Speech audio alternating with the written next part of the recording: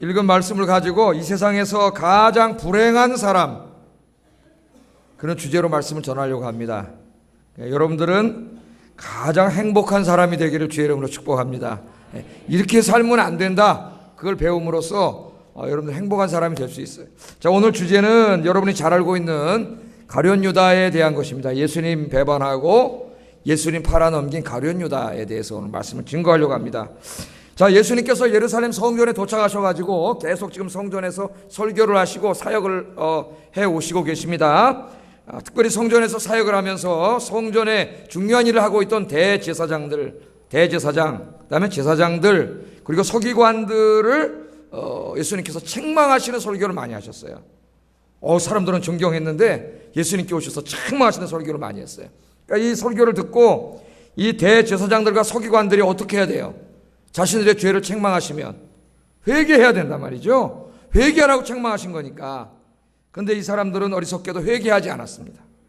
회개하지 않고 어떻게 했냐면 거꾸로 우리의 죄를 책망하는 저자를 죽여버려야 되겠다, 저 입을 닫게 해야 되겠다, 이렇게 마음을 먹게 됐어요. 오늘 1절, 2절 화면을 보면서 같이 한번 읽어보겠습니다. 1절, 2절 시작.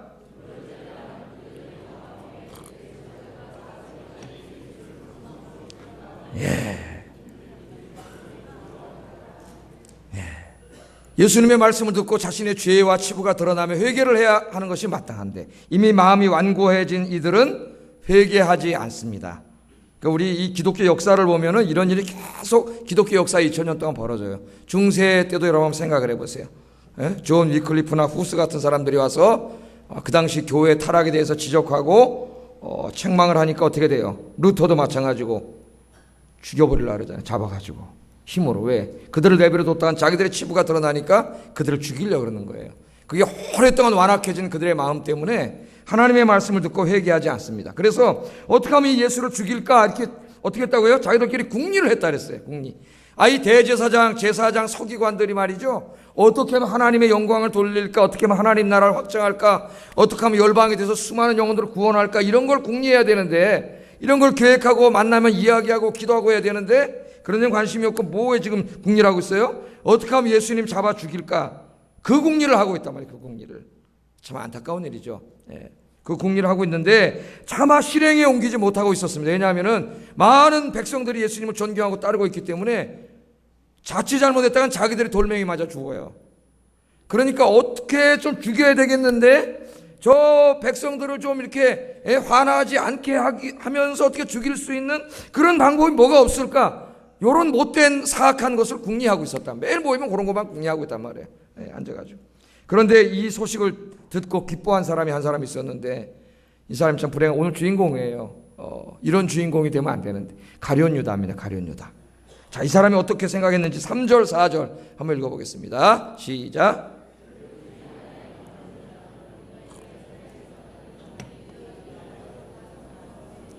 예수를 넘겨줄 방도를 의논하며 그들이 기뻐하여 돈을 주기로 언약하는지라. 이 가룟 유다 마음에 사탄이 들어가가지고 가룟 유다가 야, 저들하고 합쳐갖고 돈 받고 예수님 팔아 넘겨야 되겠다, 그렇게 생각을 하고 그들을 만나서 또 계획을 세우고 약속을 했다. 이 사악한 일에 또 참여를 했어요. 이 사람이 참여를 해가지고 돈 받고 팔아 넘기기로 계획하고 약속을 했다는 거예요. 자, 여러분, 이 가룟 유다가 왜 이렇게 됐을까요? 우린 가룟 유다 그러면은 예수님 팔아먹은 사람, 나쁜 사람, 이렇게만 생각을 하고 있습니다. 그러나 가룟 유다의 인생 전체를 한번 생각해 보세요. 가룟 유다는 맨 처음에 예수님이 12제자를 뽑을 때 말이죠, 밤새도록 기도하시고 12명 뽑을 때 거기에 뽑혔던 사람이에요. 그러니까 누구보다도 열심히 있었고 누구보다도 대단한 그런 사람이라고.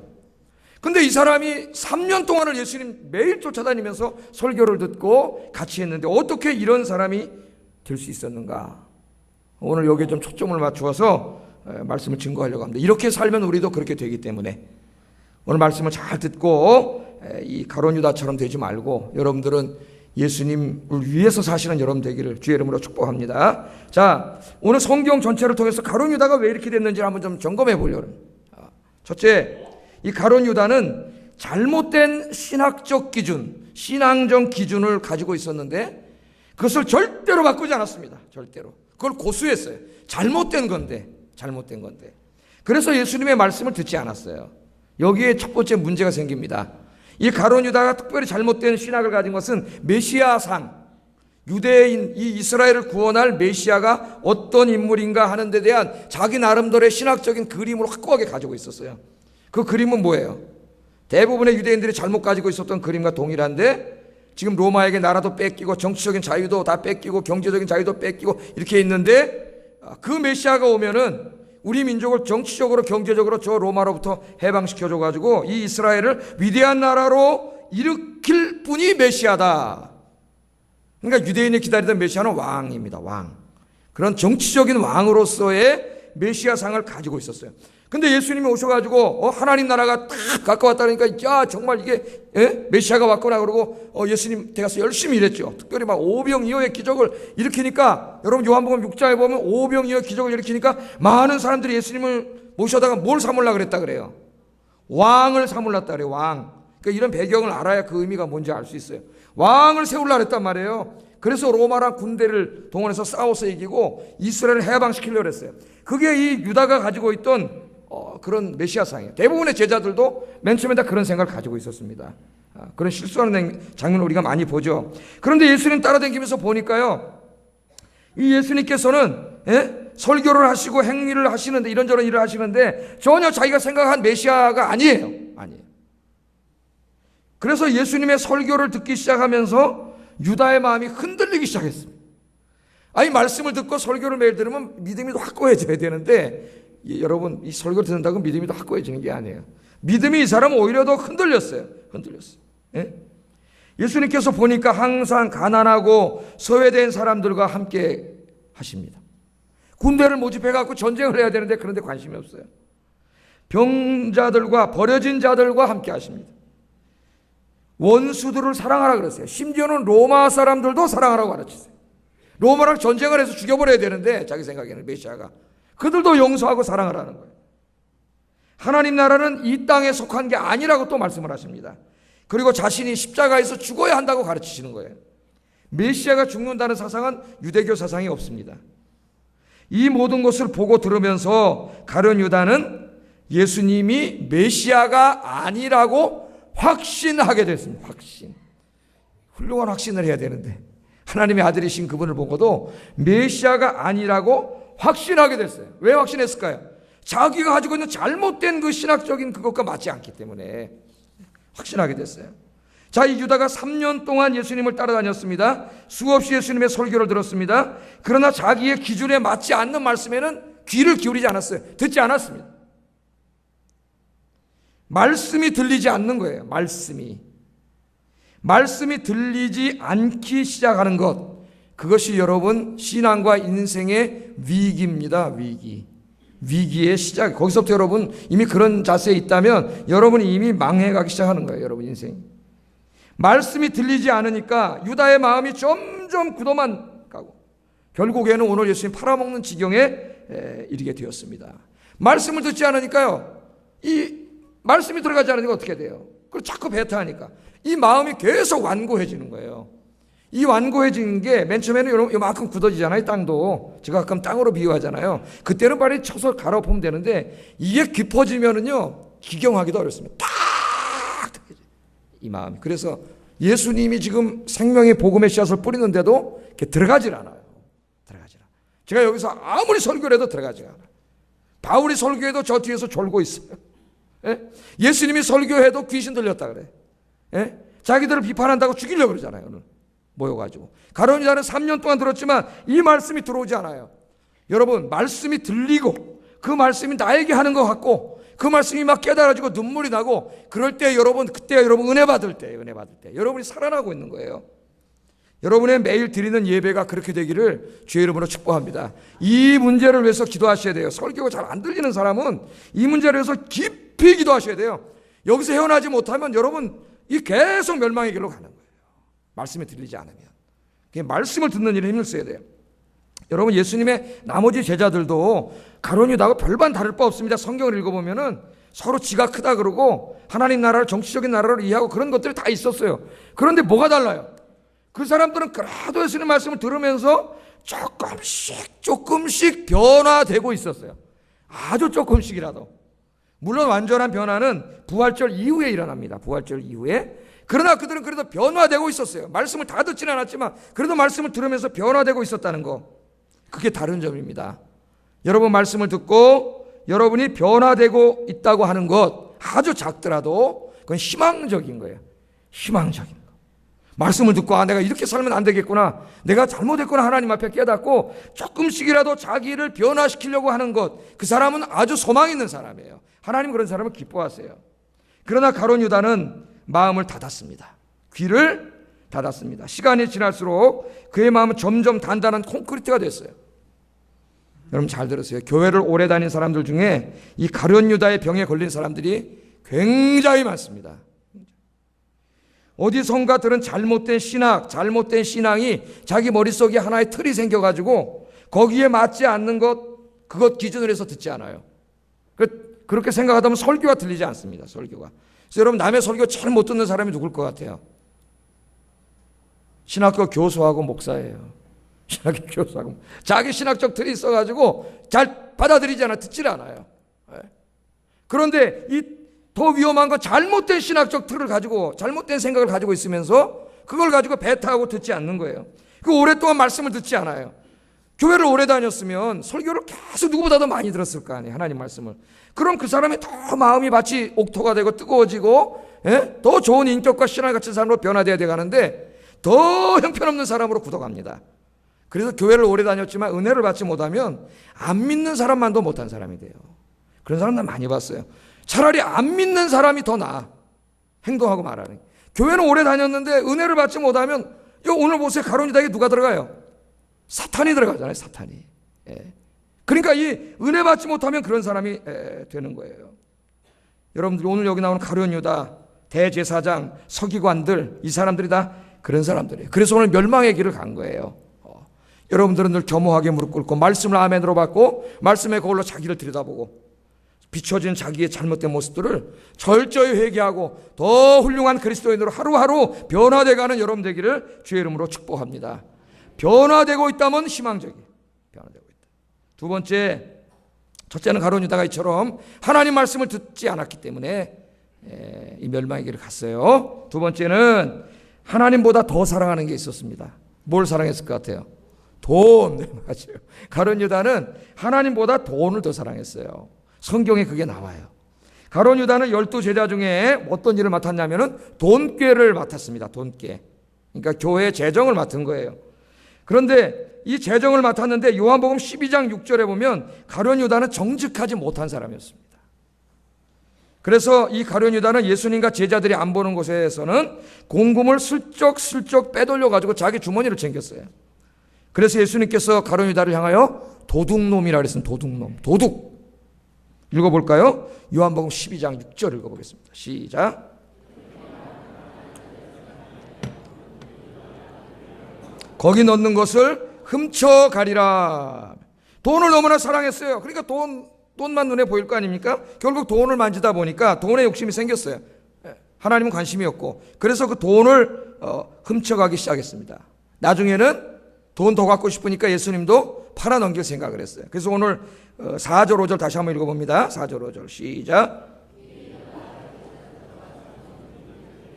예수를 넘겨줄 방도를 의논하며 그들이 기뻐하여 돈을 주기로 언약하는지라.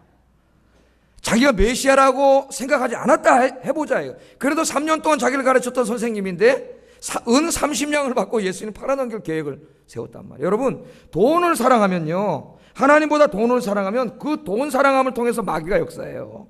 마귀가 결국 3년 동안 따라다니다 이 엄청난 지금 이 죄악 사악한 일을 하고 있지 않습니까? 이 사람이 여기 예수님께서 가룟 유다를 도둑이라고 하신 대목을 잘 생각해 봐야 됩니다. 도둑이라 그렇게 얘기를 했어요.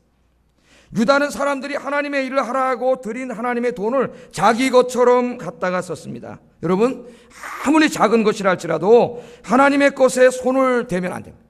아무리 하찮고 작은 것이라 할지라도 하나님의 것을 자기 개인이 가져가면 안 돼요. 하나님의 것에 손을 대는 자는 다 도둑놈이에요. 도둑놈. 하나님이 도둑이라 그랬어요. 하나님의 것은 거룩한 것이에요. 절대 요만한 거 하나라도 밥알 하나라도 하나님의 것은 자기 게 아닙니다. 주의 일을 하는 사람들이 조심해야 돼요. 특별히 오늘 성경에 보면은요, 하나님께서 도둑이라고 책망하신 또 다른 사람들이 있어요. 구약에 한 번 있고 신약에 한 번 있는데, 구약에 보면 도둑이라고 하나님이 얘기하시는 사람들이 있어요. 신약에서 지금 도둑이라 그랬죠? 그 사람들이 누구냐면은 하나님의 돈을 도둑질해가지고 성전 예배를 무너뜨린 사람들입니다. 누군지 아세요? 그 사람들이 11조를 떼먹은 사람들이에요. 11조. 말라기 3장 7절 10절. 이 하나님의 말씀입니다, 여러분. 제 말이 아니에요. 하나님의 말씀이에요. 같이 읽어보겠습니다. 시작.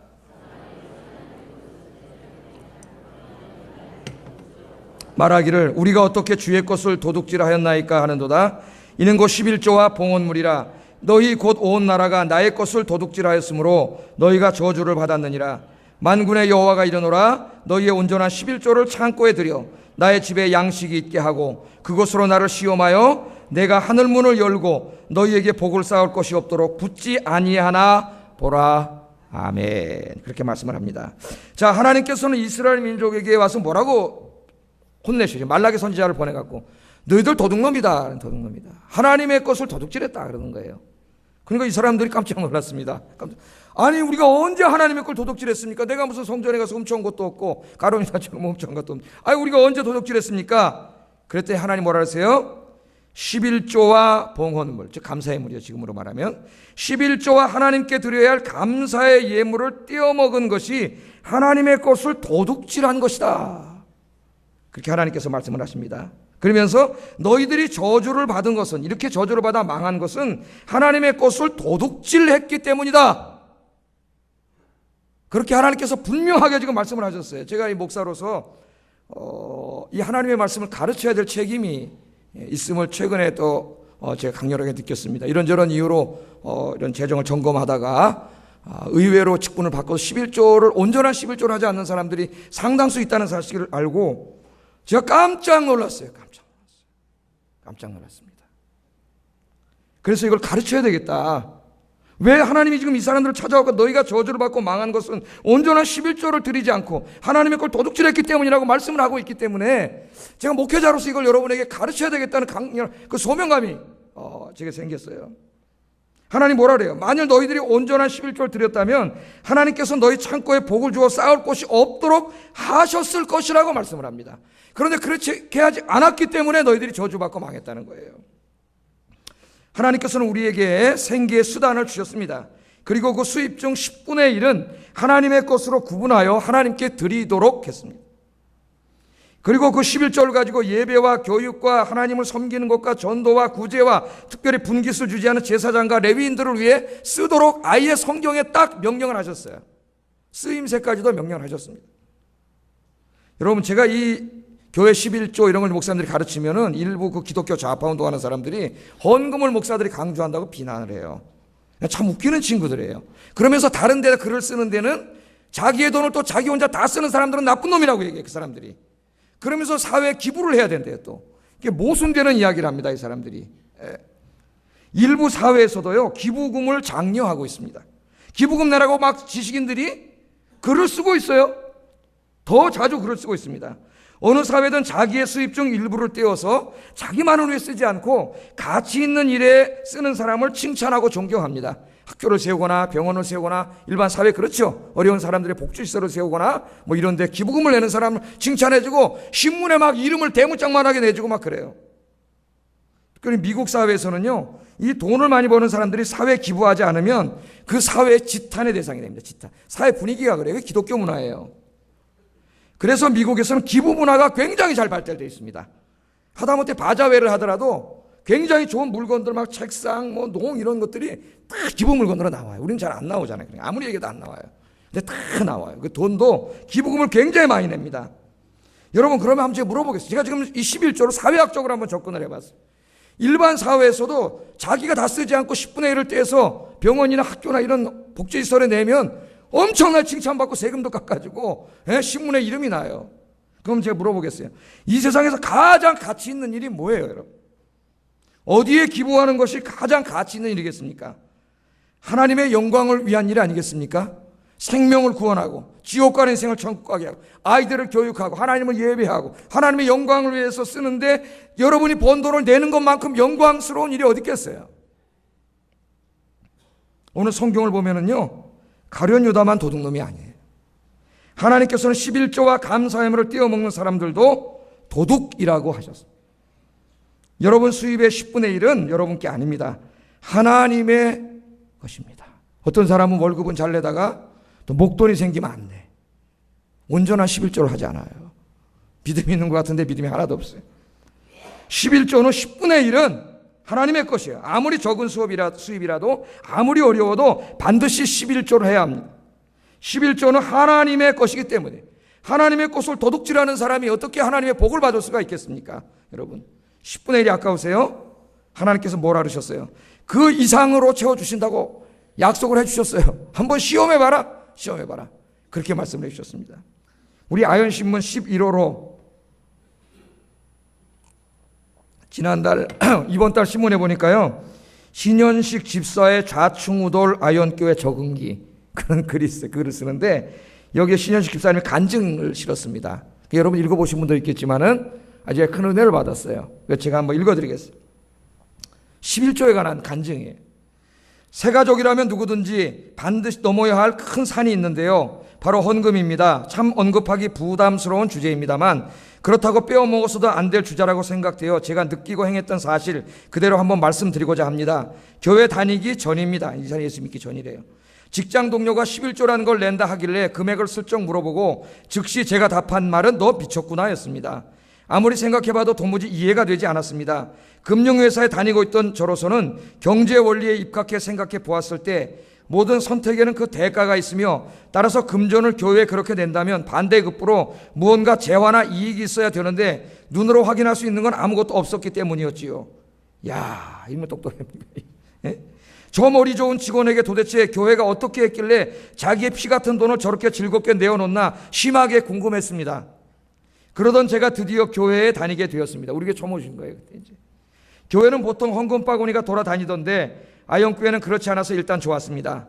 그래서 귀한 말씀도 무료로 듣고 새가족이라 하여 좋은 선물도 받고 게다가 정말 맛있는 밥도 공짜로 먹으면서 교회 생각보다 꽤 괜찮네라고 생각하며 즐겁게 다녔습니다. 그런데 그 누구도 제게 헌금에 대하여 강요한 분은 없었지만 하나님의 사랑과 신앙에 대해 조금씩 알아갈수록 무언가 찜찜한 마음과 날카로운 찔림이 오기 시작하는 것이었습니다. 그래서 아주 작지만 주일 헌금과 감사 헌금을 드리기 시작했습니다. 하지만 넘어야 할 거대한 산 11조는 정복하지 못하였지요. 갚아야 할 금융 부채도 많고 아이들 교육비 등 정말 빠듯한 살림에 덜컥 11조를 낸다면 가정 경제에 큰 문제가 있을 것만 같았습니다. 더군다나 그때는 제가 다니던 회사에 모기업이 도산하여 그 여파로 제 직장도 영업이 중단되고 매각 대상이 되었던 시기였거든요. 그렇게 수개월을 전전긍긍하며 서점에 가서 관련된 책들도 탐독해 보았지만 용단을 내리기가 어려웠습니다. 새해를 맞이하며 특별 새벽기도가 시작되었습니다. 하여튼 특별 새벽기도 나와야 변화가 돼요. 그래서 여러분, 아내와 같이 새벽에 나와 기도하던 중에 하나님께서 이렇게 말씀하시는 것 같았습니다. 내게 그런 부담을 주려는 것이 아니다. 믿고 내어보거라. 결코는 힘들지 않을 것이다. 아내에게 뜻을 밝혔더니 흔쾌히 수락하길래 그달부터 11조를 드리기 시작했습니다. 그런데 정말 희한하게도 가정경제가 어떻게 맞춰 나가지면서 그럭저럭 적응이 되어가는 겁니다. 그리고 멀지 않은 훗날에 하나님께서는 약속해 주신 대로 힘들지 않게 제가 다닌 직장을 훨씬 튼튼한 기업에 인수되게 해주셨고 걱정 없이 살아갈 수 있게 해주셨답니다. 할렐루야. 그렇게 써놨어요. 지금은 팀장이 됐어요. 팀장 얼마 전에. 제가 결정을 내리는 것에 대하여 만약 우리 교회처럼 소외되고 가난한 이웃을 돌볼 줄 모르는 교회였다면 좀 더 오랫동안 고민하였을지도 모르겠습니다. 지금도 저와 같이 고민하고 계신 분이 있으시다면 하나님의 약속 한번 제대로 믿어보시길 기도드립니다. 그대로 제가 읽어드렸어요. 그대로. 여러분의 수입 중 10분의 1이 여러분 위해서 다 쓰지 말고 그 10분의 1이 이 세상에서 가장 가치 있는 일인 하나님의 영광을 위해서 쓰여질 수 있기를 주의 이름으로 축복합니다. 여러분이 걱정하는 거 너무 인간적으로 주판 계산하고 뭐 융자도 있고 어쩌고 저쩌고 그렇게 계산하고 살면 평생 그렇게 살 거예요. 그러나 오늘 이분처럼 믿음으로 드리면 부족한 것들까지도 하나님이 다 채워주실 줄로 믿습니다. 두 번째, 이 사람이 망한 이유가 하나님보다 돈 사랑했기 때문에. 세 번째, 가룟 유다는 하나님께서 많은 기회를 주셨지만 회개하지 않았습니다. 한 번도 회개하지 않았습니다. 그래서 이 사람이 망했어요. 이게 안타까운 일이에요. 우리는 다 죄인이에요. 죄에 안 진 사람 없습니다. 회개하고 돌아오면 하나님 받아주시는데, 가룟 유다는 예수님이 여러 번 기회를 주셨는데도 회개하지 않았습니다. 여러분, 하나님이 얼마나 많은 기회를 주세요. 예배가 일주일에 몇 번이에요. 설교를 여러분이 몇 번 들어요. 하나님이 여러분에게 기회를 주시는 거예요. 이 말씀을 들을 때에 내가 이 말씀대로 못 살았구나 깨닫고 회개하면 그 사람 인생이 거기서부터 터닝 포인트, 새로운 인생이 시작돼요. 새로운 인생. 그러나 가룟 유다처럼 끝까지 회개하지 않으면 망하는 길로 갑니다. 자, 예수님께서 어떤 기회를 주셨어요? 길가밭, 가시밭, 돌짝밭 이 설교를 하실 때 가룟 유다는 그 말씀을 가장 가까이서 들었습니다. 가장 가까이. 길바닥 밭 같은 마음 설교했을 때 가룟 유다 마음이 찔려야 되는데 이 사람 찔리지 않아요. 제자들의 발을 씻기실 때에도 예수님께서는 유다의 발을 씻겨 주셨습니다. 그리고 이 중에 아직 깨끗하지 못한 사람이 있다고 유다를 지목하여 들으라고 이야기하셨어요. 깨달으라고, 회개하라고. 근데도 회개하지 않습니다. 문둥이 시몬의 집에서도 유다는 마리아가 예수님께 기름 붓는 것을 보았습니다. 최후의 만찬 때에도 예수님께서는 유다에게 직접적으로 회개할 기회를 주었습니다. 그러나 유대는 끝내 회개하지 않았습니다. 여러분, 예수님 만나고 구원받은 사람의 가장 분명한 증거는 자기의 죄를 깨닫는 거예요. 베드로도 죄 많이 졌죠. 더 많이 졌을지도 몰라요. 그런데 베드로는 어때요? 주님을 만나고 나는 죄인입니다. 나를 떠나시옵소서. 자기가 죄인임을 고백하고 회개했어요. 예수님을 3번 부인한 다음에도 통회 자복하면서 회개했어요. 그러나 가룟 유다는 회개하지 않았습니다. 가룟 유다는 한 번도 회개하지 않았어요. 3년 동안 예수님의 설교를 들으면서도 회개하지 않았습니다. 하나님의 말씀도 듣지 않고 하나님보다 돈을 더 사랑하고 아무리 기회를 주어도 회개하지 않는 일이 3년 동안 반복되었을 때, 오늘 본문에 보면 유다의 마음에 누가 들어가요? 사탄이 싹 들어가 버렸어요. 사탄이. 이걸 아셔야 돼요, 여러분. 사탄이 들어가 버렸어요. 3절 다시 한번 읽어보겠습니다. 시작. 사탄이 들어가니. 아멘. 우리 그런 거 경험하잖아요. 아니, 저분이 장로님이고 저분이 권사님이고 저렇게 믿음이 좋던 분들인데 문제가 생긴 교회 가면 그 사람들이 강단을 정령하고 돌멩이 집어든 멱살잡이라고 싸우고 교회에서 그러잖아요. 깜짝 놀라죠. 아니, 저 사람이 저렇게 믿음이 좋던 분인데, 장로님인데, 권사님인데, 저거 어떻게 안수집사님인데 저런 일을 하지? 저거 마귀나 하는 짓인데? 왜 그럴까요? 놀랄 일 없어요. 사탄이 들어갔기 때문에. 사탄이. 그 안에 마귀가 들어갔어요. 마귀에게 끌려다니는 인생이 됐어요. 오늘 예배를 드리고 있는 아영교회 성도들은 한 번도 가룟 유다 같은 불행한 인생이 없기를 주의 이름으로 축복합니다. 여러분들은 항상 하나님의 말씀을 듣고 순종하여 돈보다 하나님 더 사랑하고 날마다 자신의 죄악을 눈물로 회개하고 사탄에게 끌려다니는 인생이 아니라 성령의 인도함을 받는 복된 인생이 되기를 주의 이름으로 축복합니다. 이거 아주 중요한 문제예요. 오늘 제가 3가지 이야기 드린 거는 아주 중요한 문제예요. 여러분 마음에 새겨야 됩니다. 자, 오늘 한 가지 더 여기서 살펴볼 게 있어요. 이 다음으로 가룟 유다가 예수님을 배신하고 팔아 넘긴 것이 누구의 책임인가 하는 것을 좀 생각해 보고 우리가 남은 인생을 뭘 위해서 살아야 되는가를 좀 생각해 보려고 해요. 어떤 사람들이 이렇게 질문을 합니다. 목사님, 예수님께서 가룟 유다가 배반할 것을 모르셨나요? 왜 물어봐요? 만일 모르셨다면 예수님이 어떻게 하나님이죠? 그런 거죠. 아니, 예수님이 하나님이신데, 아니, 그는 3년에 배반할 걸 모르고 그걸 기도까지 그렇게 하시면서 선택을 하셨나요? 그렇게 물어볼 수가 있어요.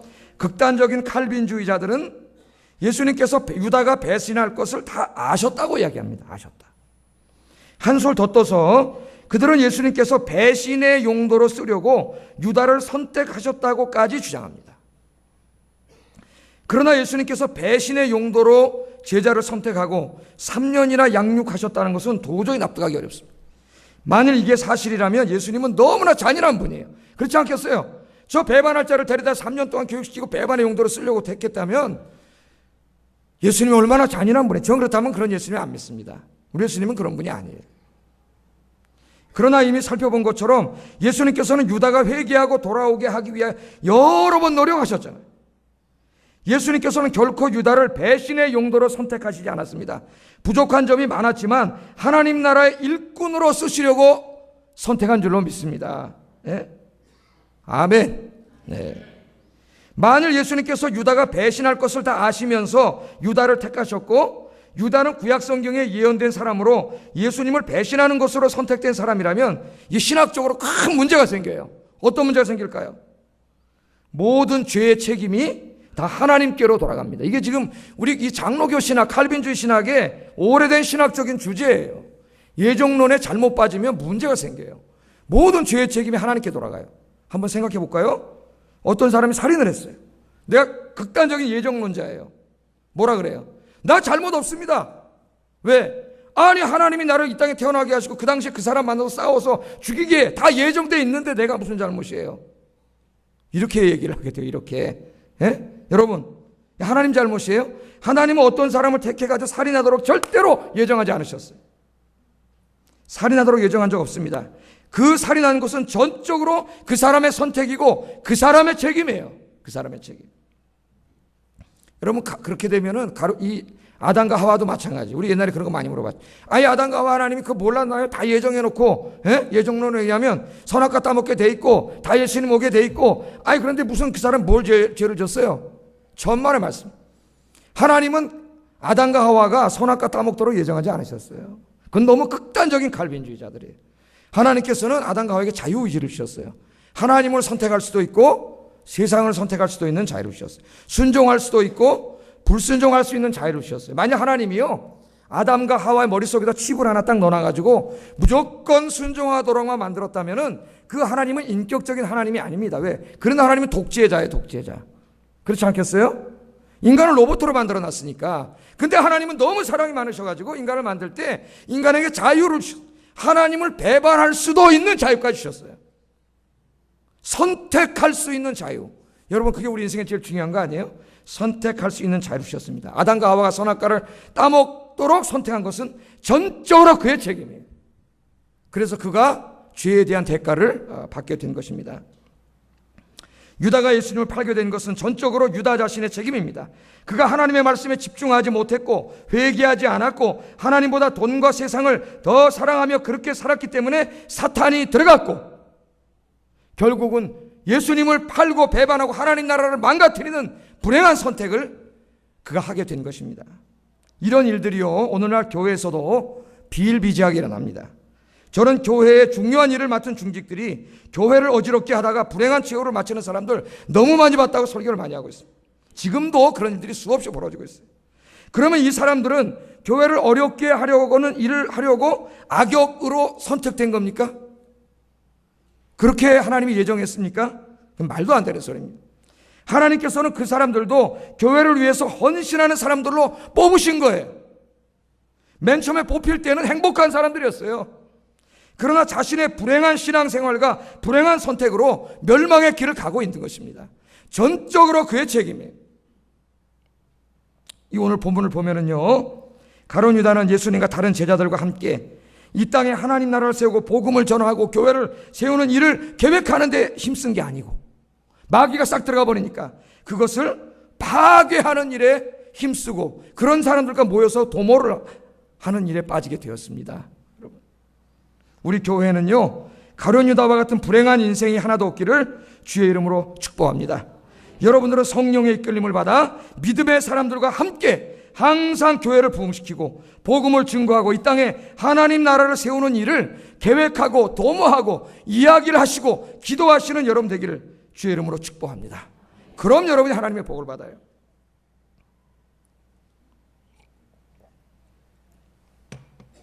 이 2004년에 노벨 평화상을 받은 이 왕가리 마타이라고 하는 여성이 있습니다. 어느 나라 사람인 것 같아요? 왕가리 마타이. 왕씨니까 중국 사람 같아요. 케냐 사람입니다. 케냐 사람. 사진이 하나 나올 거예요. 제가 언젠가 한번 잠깐 이분에 대해서 소개한 적도 있는 것 같은데 이 왕가리 마타이는 1977년에 케냐에 다시 울창한 숲이 들어서기를 원하는 마음을 가지고 한 그루의 나무를 심게 됩니다. 나무. 그 당시에 케냐는 완전히 벌거벗은 민둥산이었어요. 민둥산. 우리나라 옛날의 산이 그렇듯이 꿈을 가진 한 지도자가 그린벨트를 설정하고 나무를 심으면서 이 땅이 다 이렇게 푸르러진 것처럼 그 당시 하나하나 심던 나무가 오늘 이렇게 된 거예요. 한 번에 된 게 아니에요, 여러분. 근데 이분도 마찬가지예요.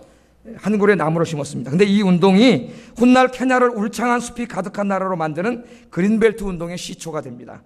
한 사람의 믿음의 행동 하나가 엄청난 파장을 일으킬 수 있습니다. 여러분 명심하세요. 뭐라고요? 한 사람의 믿음의 행동 하나가 엄청난 긍정적인 파장을 일으킨다는 거. 여러분 잊지 마세요. 그래서 역사가 엘빈 토플러는 뭐라 그랬어요? 역사는 다수의 민중이 이끌어가는 것이 아니라 소수의 인텔리겐차가 이끌어가는 것이라고 이야기했습니다. 역사의 꿈을 갖고 비전을 가진 사람들, 그 사람들이 역사를 이끌어가는 거예요. 왕가리 마타이의 한 그루의 나무 심기가 도화선이 돼가지고 25년 동안 케냐 전역에 약 3천만 그루의 나무가 심겨집니다. 의로운 한 사람의 행동이 이러한 엄청난 긍정적인 파장을 불러일으킨 겁니다. 오늘 예배에 오신 여러분들이 이런 분들이 되기를 주의 이름으로 축복합니다. 한 사람의 믿음의 행동이, 한 사람의 긍정적인 믿음의 행동이 한 공동체의 엄청난 변화와 파장을 일으킬 수 있다고 하는 것, 그것이 바로 역사가 우리에게 주는 교훈이에요. 모든 교회도 다 마찬가지. 다 맨 처음에 그렇게 일어난 게 아니에요. 꿈을 가진 몇 사람이 이 운동을 시작한 것입니다. 나무를 심으니까요, 토양 침식이 중단되었고 토양의 질이 좋아졌습니다. 새로운 자원이 생겨났고 일자리가 창출됐습니다. 여성의 사회적 지위가 높아지기 시작했습니다. 케냐 전체에 이것이 도화선이 돼서 경제부흥이 일어나기 시작했어요. 경제부흥. 여러분, 우리의 많은 변화가 있지만은 어떤 핵심적인 하나의 변화는 그 변화가 파장을 일으켜서 전체를 변화시키는 게 있어요.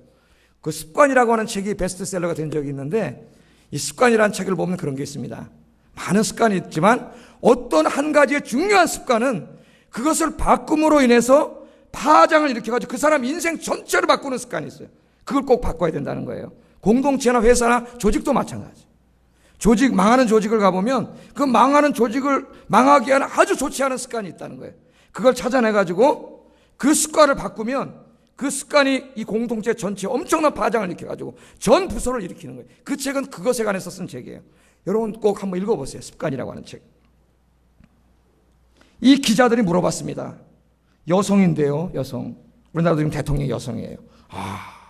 지금 미국도 아직 여성 대통령을 뽑아본 적이 없습니다. 우리 민족이 훨씬 훌륭한 민족이에요.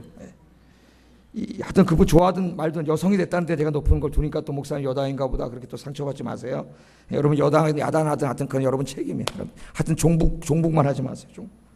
자, 기자들이 물어봤어요. 여성으로서 그 수많은 어려움을 극복하고 3천만 그루의 나무를 심을 수 있는 그 에너지가 어디서 나왔습니까?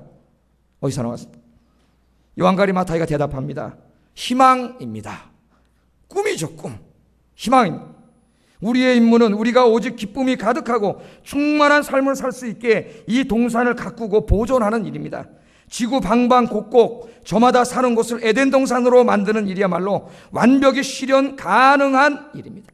케냐 전체를 푸른 동산으로 만들고자 하는 그 꿈, 그리고 할 수 있다는 희망 갖고 한 그루를 심은 거예요. 한 그루! 그 민둥산에 한 그루 심어서 뭐가 되겠어요? 한 그루 심은 거예요. 그럼 이런 얘기를 또 해요. 목적지에 다다르려면 아주 오래 걸릴지도 모릅니다. 그러니까 계속 걷는 것이 중요합니다. 아주 우리 인생에 중요한 말을 많이 합니다. 여기 잘 들어보세요. 목적지에 다다르려면 아주 오래 걸릴지도 모릅니다. 그러니까 계속 걷는 것이 중요합니다. 길을 아는 사람은 결코 지치지 않습니다. 여러분이 인생길을 어떻게 살아야 되는지 알기만 하면 돼요. 그것이 나의 에너지원입니다. 나는 지치지 않습니다. 지칠 시간도 없습니다. 나중에 이분이 대통령까지 출마를 해요. 그리고 환경부 차관까지 지내고 노벨 평화상까지 받게 됩니다. 한 그루씩 나무를 심어가면 언젠가는 조국 케냐를 푸른 숲이 가득한 에덴 동산으로 만들 수 있다는 희망과 확신과 그리고 계속되는 실천이 오늘 케냐를 푸른 숲이 가득한 나라로 만들 수 있었습니다. 왕가리 마타이는 이 일을 시작하면서 힘들고 어렵고 지칠 때가 많았습니다. 사람들이 조롱할 때가 많았어요. 야, 너 혼자 나무 심어봐야 이렇게 되겠냐. 그러죠? 부정적인 사람은 항상 그렇게 얘기하잖아요. 아이, 그까짓 거 해서 뭐까 전도지나 따눠줘서 뭐해. 하지도 않으면서. 예? 이 힘들고 지칠 때마다 인류학자 마거릿 미드의 말을 되새겼다 그래요. 이게 아주 중요한 말이에요. 인류학자 마거릿 미드가 한 말. 이 앞에 나옵니다. 자, 뭐라 하냐. 마거릿 미드가 이런 말을 했어요. 잊지 마세요. 진심으로 몸을 던져 일하는 몇몇 사람들의 모임이 이 세상을 바꿀 수 있다는 걸. 야, 제 이 말 너무 멋있잖아요. 에?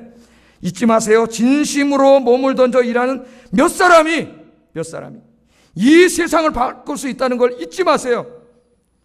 이 사람들의 수가 지금 당장은 적더라도 꿈을 이루려는 의지가 굳건하기만 하다면 그 사람들의 규모는 크게 문제가 되지 않습니다.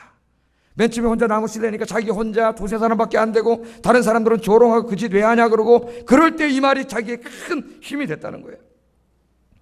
왕가리 마타이가 또 이런 말을 합니다. 열심히 일을 하다가 문득 주위를 돌아보면 혼자가 아니란 걸 깨닫게 됩니다. 미래를 멀리 내다보는 수많은 사람들이 내 곁에 함께 일하고 있는 겁니다. 꿈을 갖고 한 걸음 한 걸음 계속 걷다 보니까 혼자인 줄 알았는데 옆에 함께 일하는 사람이 자꾸 들어간다. 할렐루야. 저는 희망을 찾는가라는 책에서 이 글을 읽고 큰 감명을 받았습니다.